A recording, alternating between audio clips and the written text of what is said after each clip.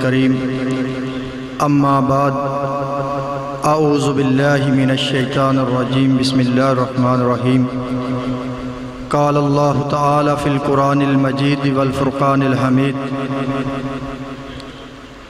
ذالک الکتاب لا ریب فیہ ھدی للمتقین۔ بھی حضرت محمد صلی اللہ علیہ وسلم تشریف لائے، اس وقت انتہائی ظلم کا دور تھا، لوگوں کو رہنے سہنے کا طریقہ نہیں تھا، اور آپ کی بشارتیں پہلی کتابوں میں اس دنیا پر آ چکی تھی کہ ایک ایسے نبی اس دنیا میں آنے والے ہیں جن کا نام محمد صلی اللہ علیہ وسلم ہوگا، اور ان کی کتابوں میں یہ ساری صفتیں تذکرے موجود تھے۔ وہ کس سرزمین پر آئیں گے، کس قبیلے سے تعلق ہوگا، یہ ساری گواہیاں، یہ ساری دلائل پہلی کتابوں میں بھی موجود تھے، اس وقت کے لوگوں کو بھی پتا تھا۔ جس دن آپ صلی اللہ علیہ وسلم پیدا ہوتے ہیں، بھائیو بات سمجھنے کی ہے، اسی دن جو صلیب ٹوٹ جاتی ہے، مندر کے اندر بجنے والی گھنٹیاں زمین پر گر جاتی ہیں، صدیوں سے بلنے والی آگ جو مجوسیوں نے جلا رکھی تھی وہ اچانک بجھ جاتی ہے، اور پوری دنیا کے مذہبی لوگوں میں ہلچل مچتی ہے کہ کبھی ایسا نہیں ہوا کہ ہم نے تو ساری زندگی یہ آگ جلا کر اس طرح رکھی ہے کہ کبھی بجھی نہیں، اگر آج بجھی ہے تو کیا مسئلہ ہے؟ اور حقیقت یہ تھی کہ اس دن آگ کو بجھانے والے، صلیب کو توڑنے والے، مشرکوں کے بتوں کو پاش پاش کرنے والے وہ نبی دنیا میں آ چکے تھے۔ میرے اور آپ کے نبی حضرت محمد صلی اللہ علیہ وسلم ابھی پیدائش ہوئی ہے، آپ نے واقعات سن رکھے ہیں، دائیں آ رہی ہیں بچے لینے کے لیے، جو آپ صلی اللہ علیہ وسلم کو دائی لے کے جا رہی ہے وہ سب سے پیچھے ہے، سب سے بعد میں مکہ میں پہنچتی ہے۔ پورے مکہ میں یہ بات پتہ ہے کہ اس کی سواری بھی کمزور ہے، یہ عورت بھی غریب ہے، جب یہ آئی ہے اچھے اچھے بچے لے کر دائیں جا چکی ہیں، یہ پیچھے رہ گئی تھی۔ اس نے جو تلاش کیا ہے اللہ کے نبی محمد صلی اللہ علیہ وسلم اور اس بچے کو اٹھایا ہے، اب واپسی کا سفر شروع کیا ہے۔ وہ کمزور سواری باقی سواریوں کو کراس کرتی ہوئی اپنی منزل کی طرف جا رہی ہے۔ سواریوں والے پوچھتے ہیں، دوسرے بچے لے کے جانے والی دائیں پوچھتی ہیں، کیا تو نے اپنی سواری کو کھلا دیا جو ہمیں بھی کراس کر کے جا رہے؟ کیا اس وقت نہیں پتا چلا تھا کہ ایسا بچہ دنیا میں آ چکا ہے جس کا نام محمد صلی اللہ علیہ وسلم ہے؟ یہ واقعہ پورے عرب میں مشہور تھا، آج بھی ہم آپ کو سنا رہے ہیں۔ اور جب آپ کے دادا نے نام محمد رکھا، مکہ کے سردار جمع ہوئے، کہنے لگے اتنا اعلیٰ نام، اتنا بلند نام، اتنا مقام والا نام تو کس بچے کا، یتیم بچے کا رکھ رہا ہے؟ دادا جی کہتے ہیں میں آپ کو بچہ لا کے دکھا دیتا ہوں، تم دیکھ لو، اگر میرا بچہ، میرا پوتا اس قابل ہے تو پھر میں نام رکھ لوں گا، اگر آپ سمجھے اس قابل نہیں ہے تو میں نہیں رکھوں گا۔ بچے کو لایا گیا، مکے کے سرداروں نے دیکھا، کہنے لگے کہ یہ چہرہ، یہ حسن، یہ خوبصورتی اس بچے کے قابل ہے کہ اس کا نام محمد رکھا جائے صلی اللہ علیہ وسلم۔ یہ ابھی پیدائش کے واقعات ہیں۔ پھر آپ دائی کے پاس دودھ پی رہے ہیں، وہاں پر بھی 2 دفعہ میرے اور آپ کے نبی حضرت محمد صلی اللہ علیہ وسلم کا سینہ چاک کیا گیا، دل نکالا گیا اور اس کو دھویا گیا۔ جب دوسری بار ہوا تو اماں جی گھبرا گئی کہ یہ میرے پاس امانت ہے، کہیں نقصان نہ ہو جائے۔ بچوں نے بتایا کہ یہ خون کے نشان بھی ہیں جو ہم آج بائی پاس دیکھتے ہیں، یہ سب سے پہلے میرے اور آپ کے نبی حضرت محمد صلی اللہ علیہ وسلم کا آپریشن فرشتوں نے کیا۔ پھر واپس مکہ آ گئے۔ جو میں آپ کو واقعات بتا رہا ہوں بھائیو، آج بھی کتابوں میں، حدیث میں موجود ہیں، اور اس وقت بھی مکے میں ہر بندے تک یہ واقعات پہنچ چکا تھا۔ ہم سے زیادہ اس وقت لوگوں کا آپس میں ربط تھا۔ اس کے بعد نبی محمد صلی اللہ علیہ وسلم پر جو بھی معجزہ آیا مکے والے خوب جانتے تھے، اور آخر کار میرے اور آپ کے نبی محمد صلی اللہ علیہ وسلم بڑھتے گئے، جوان ہو گئے۔ ٹائم مختصر ہے، میں آپ کو صرف یہ بتانا چاہتا ہوں کہ سارا علم ہونے کے بعد بھی کچھ لوگ نہیں مانتے، تسلیم نہیں کرتے۔ پتہ چل جاتا ہے حق کیا ہے، سچ کیا ہے، لیکن اس کے باوجود بھی مانتے نہیں ہیں۔ آپ تجارت لے کے جا رہے ہیں، قافلے لے کے جا رہے ہیں اماں خدیجہ کے، انہوں نے دیکھا کہ جس مال کے ساتھ، جس مال کو بیچنے کے لیے محمد صلی اللہ علیہ وسلم جاتے ہیں وہ جلدی بک جاتا ہے، زیادہ نفع لے کے آتے ہیں۔ یہ سارے عملوں سے معروب ہو کر شادی کی دعوت دی۔ مکے کی بہت بڑی تاجرہ خاتون ہے اور شادی کی دعوت دی اللہ کے نبی صلی اللہ علیہ وسلم کو، نکاح ہو گیا۔ اب اللہ کے نبی صلی اللہ علیہ وسلم کی یہ نشانیاں پورے مکے میں مشہور ہیں۔ اللہ اکبر، پیارے بھائیوں، لیکن مکہ میں رہتے ہوئے پھر لوگوں نے اس حد تک اعتماد کیا، اگر کسی نے امانت رکھنی ہوتی تو کس کے پاس رکھتے تھے؟ اگر پتہ چلتا کہ سچ پہ کون کھڑا ہے تو کس کی طرف اشارہ ہوتا تھا؟ یہ بات مشہور تھی نا۔ اب 40 سال کی عمر میں جب اللہ نے نبوت نازل کی، پہی وحی نازل ہوئی، لا ریب کتاب کا آغاز ہوا، اس وقت میرے اور آپ کے نبی حضرت محمد صلی اللہ علیہ وسلم سارے خاندان کو بلاتے ہیں، مکہ والوں کو دعوت دیتے ہیں، پہاڑی پر کھڑے ہیں اور دعوت کس کی دے رہے ہیں؟ قولوا لا الہ الا اللہ محمد الرسول اللہ، کلمہ پڑھ لو، اللہ کو ایک مان لو، مجھے اب اللہ کا آخری نبی محمد صلی اللہ علیہ وسلم مان لو۔ کیا ہوگا؟ عرب و عجم کے مالک بن جاؤ گے، عرب و عجم کے مالک بن جاؤ گے، پوری دنیا پہ حکومت لے رہے گے۔ کیا یہ بات ٹھیک ہے؟ لیکن کافروں نے کیا کہا؟ ایک نے بھی بات ماننے کے لیے تیار ہے، سرداروں میں کوئی نہیں ہوا، غریب لوگوں نے، بلال رضی اللہ تعالیٰ عنہ نے، اللہ اکبر، غلاموں نے کلمہ پڑھ لیا، سردار رہ گئے۔ سردار اپنی آکڑ میں، اپنے تکبر میں، اپنے غرور میں کہ میں سردار ہوں، میں چودھری ہوں، اگر میں نے کلمہ پڑھ لیا میں پھر اس محمد صلی اللہ علیہ وسلم کے پیچھے چلنے پہ مجبور ہو جاؤں گا۔ کلمہ نہیں پڑھا۔ اگر ہم قرآن کا مطالعہ کریں، کیا مکہ کے لوگوں کو نہیں پتا تھا یہ سچا نبی ہے؟ پتا تھا، اس طرح پہچانتے تھے جس طرح باپ اپنی اولاد کو جانتا ہے۔ نبی محمد صلی اللہ علیہ وسلم کو سچا ہونے میں، آخری نبی ہونے میں کافر مشرک اس طرح جانتے تھے، لیکن اس کے باوجود آپ کی جان کے دشمن بن گئے، حتیٰ کہ مکہ میں تکلیفیں دیں۔ ایک چھوٹی سی بچی غلام ہے، کلمہ پڑھ لیتی ہے، زنیرہ نام ہے، اس کے مالک نے کیا کیا؟ سیخیں گرم کر کے، آگ میں سرخ کر کے اس بچی کی آنکھوں میں ڈالی، کہا جا کلمہ چھوڑ دے یا میری سزاؤں کے لیے تیار ہو جا۔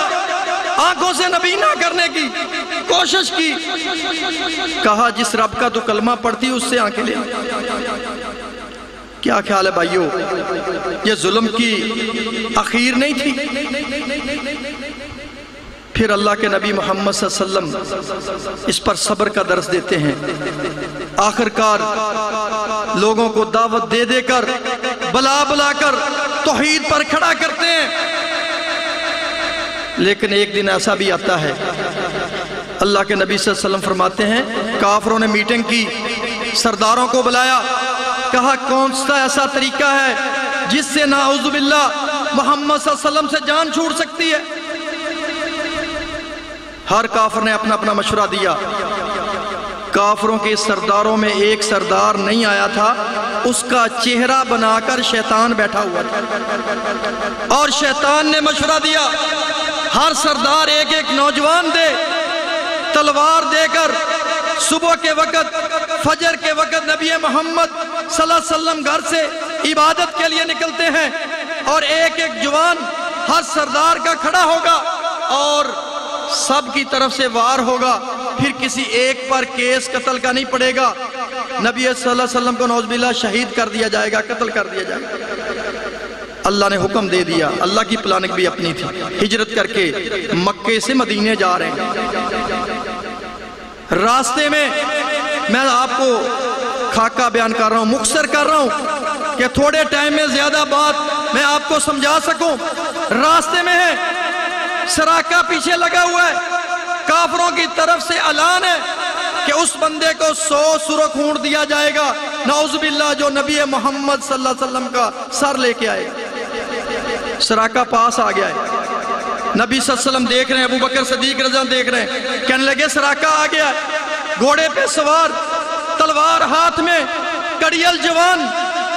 اللہ کے نبی نے دعا کی، گھوڑا زمین میں دنس گیا، منتیں سماجتیں کرنے لگا، معاف کر دو، آئندہ نہیں کروں گا، واپس چلا جاتا ہوں۔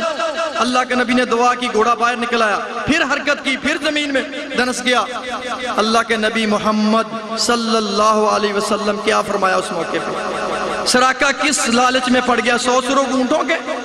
میں محمد صلی اللہ علیہ وسلم تجھے بشارت دیتا ہوں، تو مسلمان ہوگا، کیسا کسرا کے کنگن آئیں گے اور تیرے بازو میں پہنائے جائیں گے۔ کس موقع پہ؟ رات کے اندھیرے میں ہجرت کر رہے ہیں، بے سر و سامانی کی حالت میں، کوئی لشکر نہیں، کوئی گروہ نہیں، کوئی جماعت نہیں، کوئی دفاع نہیں، موت سے بچتے ہوئے نکل رہے ہیں، لیکن خوشخبری کیا سنا رہے ہیں کہ انشاءاللہ اسلام غالب آئے گا، کیسو کسرا کے ٹکڑے ہوں گے اور اس کے کنگن آئیں گے مال غنیمت میں، اور وہ تجھے پہنائے جائیں گے۔ جب عمر فاروق رضی اللہ تعالیٰ عنہ کا دور تھا، اس وقت وہ کنگن آئے، سراقہ بھی موجود ہے، مسلمان ہے۔ عمر فاروق رضی اللہ تعالیٰ عنہ نے بڑے مجمع میں بلا کے کہا، سراقہ جے کنگن پہن کر دکھاؤ، کیونکہ نبی محمد صلی اللہ علیہ وسلم کی جو خوشخبری اور بشارت ہے، ہم اس کو سچ کرنا چاہتے ہیں۔ سونا پانا حرام ہے، لیکن تجھے اس لیے پہنایا جا رہا ہے کہ میرے اور آپ کے نبی حضرت محمد صلی اللہ علیہ وسلم نے فرمایا تھا۔ کیا پہنایا گیا؟ او پیارے بھائیوں، مدینہ پھر وہ سرزمین جس کو یثرب کہتے تھے، بیماریوں کا گھر، کڑوا پانی، پریشانیوں کا گھر۔ نبی صلی اللہ علیہ وسلم کے آنے کے بعد، ہجرت کرنے کے بعد، کیا مدینہ منورہ بن گیا؟ پھر وہاں سے لشکر نکلے، کبھی بدر ہوئی، کبھی احد ہوئی، جہاد کے علم کو لے کر نبی محمد صلی اللہ علیہ وسلم آگے بڑھے۔ پھر ایک دن ایسا بھی آیا جب بدر کا موقع تھا، کافروں کی صفیں کھڑی ہیں، للکار رہے ہیں، اونٹنیاں ذبح کر کے گوشت کھا رہے ہیں، شرابیں پی رہے ہیں، کہتے آج نعوذ باللہ محمد صلی اللہ علیہ وسلم اور ان کی جماعت کو ختم کر دیا جائے گا، 313 کو اس دنیا سے مٹا دیا جائے گا۔ لیکن میرے رب نے 313 کو غالب کیا۔ اس میں 2 بچے چھوٹے چھوٹے تھے، اب بچے نے تلاوت کی ہے، اللہ ان بچوں سے وہ بڑا کام لے گا جس سے انشاءاللہ آج کے بھی فرعون اللہ کے فضل سے ذلیل ہوں گے۔ معوذ اور معاذ صفوں میں کھڑے ہیں، دنیا کا سب سے بڑا کافر ابو جہل کو ان 2 چھوٹے بچوں نے گرایا ہے، اور انشاءاللہ آج بھی جب امریکہ کے ٹکڑے ہوں گے تو اللہ کے یہی بچے چھوٹے چھوٹے مجاہد انشاءاللہ امریکہ کے ٹکڑے کریں گے۔ آج کہتے ہیں ہم بھی، یار حافظ سعید صاحب کہتے تھے غزوہ ہند ہوگا، کشمیر آزاد ہوگا، امریکہ کے ٹکڑے ہوں گے، وہ تو بیچارہ خود قید کی سزائیں بھگت رہا ہے۔ اور بھائیوں، پریشان ہونے کی ضرورت نہیں۔ اگر یوسف علیہ السلام بے گناہ قید میں تھے، قحط آیا، پورے کافروں نے جنہوں نے بادشاہوں نے مل کر وزیروں نے یوسف علیہ السلام کو قید کیا ہوا تھا، پھر کہا کہ آج خوابیں آ رہی ہیں، 7 سال قحط ہے، 7 سال خوشحالی ہے، سنبھالا نہیں جا رہا ملک، پریشانی ہے، کہا یوسف علیہ السلام کو حکمران بنا دو۔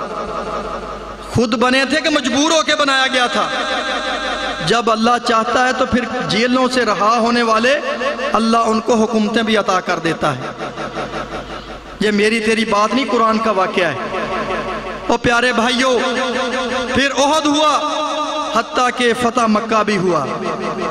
میرے اور آپ کے نبی حضرت محمد صلی اللہ علیہ وسلم مکہ کو فتح کرتے ہوئے مکہ میں داخل ہو رہے ہیں اور وہاں بنے ہوئے بتوں کو پاش پاش کر رہے ہیں۔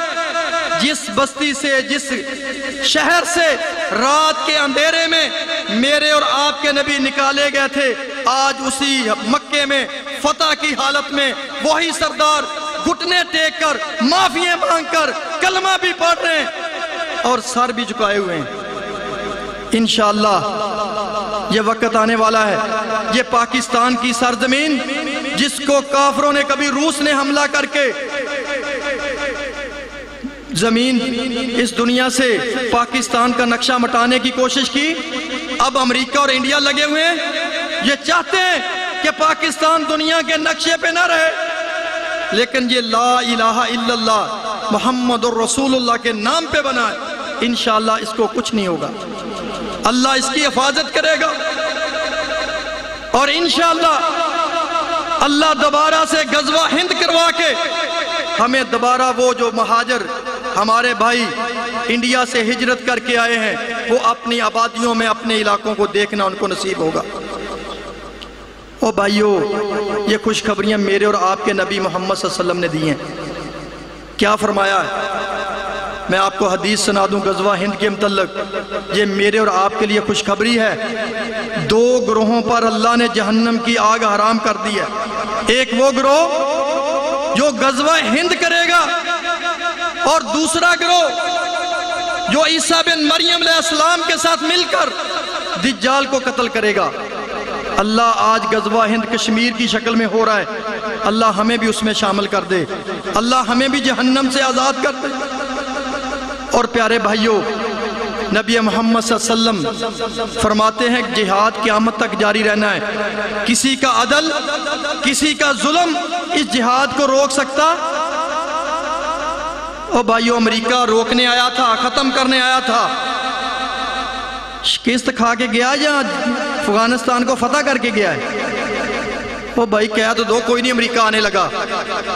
او شکست کھا کے گیا کہ جیت کے گیا ہے؟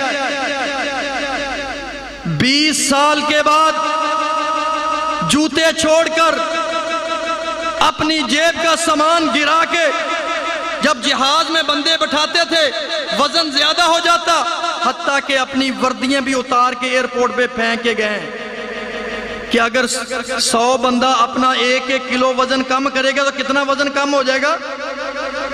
100 کلو۔ 2 بندے اور بیٹھ جائیں گے، وردی اتار دو، گن اتار دو، موبائل پھینک دو، جہاز میں وزن زیادہ ہے، وزن کم کرتے کرتے اپنا سارا سامان ایئرپورٹ پر پھینک کے گئے۔ آپ نے میڈیا پہ بیٹھ کے دیکھا ہے کہ وہاں پہ ایسے ڈھیر لگے ہوئے تھے جیسے لنڈے کے ڈھیر لگے ہوئے۔ لوگ ہم سے پوچھتے تھے وہاں بوٹ بڑے پڑے ہیں، شرٹیں پڑی ہیں۔ اور بھائی جب وزن کم کرنا ہو تو پھر شرٹ کا بھی وزن ہوتا ہے۔ تو پیارے بھائیوں، یہ مجاہدین نے اسی مسجد میں بھی کہا تھا آج سے 20 سال پہلے، 22 سال پہلے، کل روس بکھرتے دیکھا ہے، اب انڈیا ٹوٹتا دیکھیں گے، برق جہاد کے شعلوں سے امریکہ جلتا دیکھیں گے۔ یہ مجاہدین کو سارے لوگ کہتے ہیں یہ پاگل ہیں، امریکہ 7 سمندر پار بیٹھا ہے، اس کو یہ جلانے کی باتیں کر رہے ہیں۔ اور بھائیوں، آپ نے اپنی آنکھوں سے امریکہ کے ٹینک جلتے دیکھے، جہاز B-52 جلتے دیکھے، فوجی جلتے دیکھے، ان کی پختر بند گاڑیاں، ان کے سیٹلائٹ نظام ناکام ہوتے دیکھے۔ آج امریکہ کو جو غصہ ہے آپ پہ کس چیز کا ہے؟ آپ اس کے دوست ہیں؟ کیا افغانستان میں طالبان نے امریکہ کو شکست دی ہے؟ او بھائیو سمجھ جاؤ، اللہ نے آپ سے کام لیا ہے، آپ کے ہاتھوں اللہ نے شکست دلائی ہے۔ میرا خیال جن کے ہاتھوں سے شکست ہوئی انہیں نہیں پتا۔ کچھ کام ایسے بھی ہوتے ہیں اب بندہ کرتا ہے لیکن وہ کہتا ہے شاید میں نے نہیں کیا۔ او بھائیو آپ کے ہاتھوں امریکہ کو آج شکست ہوئی ہے۔ آپ وہ مجرم ہیں امریکہ کے جنہوں نے امریکہ کو جہاں ناکوں چنے چبا کے واپس بھیجا ہے۔ انشاءاللہ وقت آنے والا ہے، یہ بڑے بڑے حکمران جو بڑے بڑے دعوے کرتے ہیں، آج بھی ایک بیان لگا ہوا آپ سب نے پڑھا ہوگا، عمران صاحب سے بات کی کسی نے، کہنے لگا جھوٹ میں نے بولنا نہیں، سچ بول نہیں سکتا۔ جھوٹ میں نے بولنا نہیں، سچ بتا نہیں سکتا۔ او بھائی آج اگر حافظ سعید اس کی جگہ ہوتا وہ جھوٹ بھی نہیں بولتا اور سچ بولنے سے پیچھے بھی نہیں رہے گا۔ آج یہی سزا ہے نا حافظ سعید صاحب، حافظ سعید صاحب کو جو سزائیں مل رہی ہیں اسی بات کی ہے نا کہ اس نے سچ بولا ہے، اس نے قرآن پڑھ کے سنایا ہے اور کافروں کے سامنے نہ بکا ہے نہ جھکا ہے، ڈٹ کر کھڑا ہے۔ کس لیے کھڑا ہے؟ ہماری پچھلے دن ملاقات ہوئی، بھائیو ایک ہی وہ دعا کر رہا ہے، یا اللہ مجھے شہادت کی موت دے دے۔ کیا اس کی دعا ہے؟ کہنے لگے جس شہادت کے لیے گھر سے نکلے تھے، افغانستان گئے، کشمیر گئے، سارے کام کیے، میں آج بھی اس شہادت کی دعا کرتا ہوں، اللہ مجھے آج ہی دے دے۔ یہ حافظ سعید کو مار کے بہت بڑا کارنامہ کرنا چاہتے ہیں، وہ تو پہلے شہادت کا طلبگار ہے، وہ تو شہادت تلاش کر رہا ہے، تہجد میں اٹھ اٹھ کے دعائیں کر رہا ہے۔ کیوں کر رہا ہے؟ اللہ کے نبی محمد صلی اللہ علیہ وسلم نے فرمایا ہے شہید کا خون کا قطرہ بعد میں زمین پہ گرتا ہے، اللہ سارے گناہ معاف کر دیتا ہے۔ شہید کا استقبال، اللہ اکبر، جنت میں جانے کے بعد کوئی عالم، کوئی خطیب، کوئی ولی اللہ واپس دنیا میں آنے کے لیے نہیں کہے گا، یہ شرف صرف شہید کو ملے گا۔ جنت میں جا کر بھی اللہ سے کہے گا اللہ مجھے دنیا میں بھیج، میں جا کر دوبارہ لڑوں، پھر شہید ہوں، پھر تیری جنت میں آؤں۔ یہ کیوں کہتا ہے شہید؟ جب شہید ہوتا ہے اللہ اپنا دیدار کرواتا ہے۔ جب شہید کے گولی لگتی ہے، تلوار سے گردن تن سے جدا ہوتی ہے، پھر شہید کو اللہ اپنا دیدار کرواتا ہے۔ اللہ کیا کرواتا ہے اسے؟ اپنا دیدار کرواتا ہے۔ جو اللہ کے دیدار کا مزہ ہے وہ جنت میں بھی نہیں ہے، وہ اتنا اعلیٰ مقام ہے جو شہادت کے وقت ملا ہے، جنت میں جانے کے بعد وہ مزہ ملا۔ اور پیارے بھائیوں، شہید 70 رشتہ داروں کو جنت میں لے کے جائے گا۔ کتنے لوگوں کو جنت میں لے کے جائے گا؟ اگر آپ اپنی برادری کے اپنے رشتہ دار بہن بھائی لکھنا شروع کریں، 70 پر جا کر پورا خاندان مکمل ہو جاتا ہے۔ اتنے لوگوں کو جن پر جہنم واجب ہو چکی ہوگی، اللہ شہید کو یہ رتبہ دے گا کہ اپنے ساتھ 70 کو لے کے جنت چلا جا۔ کیا خیال، ہم سب کو شہادت کی دعا مانگنی چاہیے؟ وہ شہادت کے لیے تیار ہو، وہ غزوہ ہند کرنے کے لیے تیار ہو۔ امریکہ تو بھاگ چکا ہے، اب اس کا چیلا چمچہ انڈیا باقی ہے، اس کی شرارتیں، کبھی انڈیا کے اندر مسلمانوں پہ ظلم، کبھی کشمیر میں مسلمانوں پہ ظلم، انشاءاللہ ہم اس کا بدلہ لیں گے۔ وہ لینا ہے نا انشاءاللہ۔ جہاد قیامت تک جاری رہنا ہے، اللہ ہمیں اس کا حصہ بنائے رکھ۔ یا اللہ اس جہاد کو جاری رکھ جو تیرے نبی نے شروع کیا ہے۔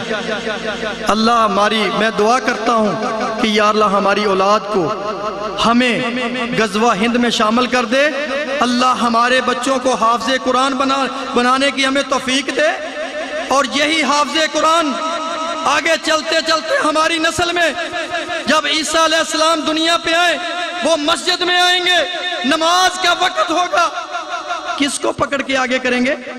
نبی کے امتی کو، قاری کو آگے کریں گے۔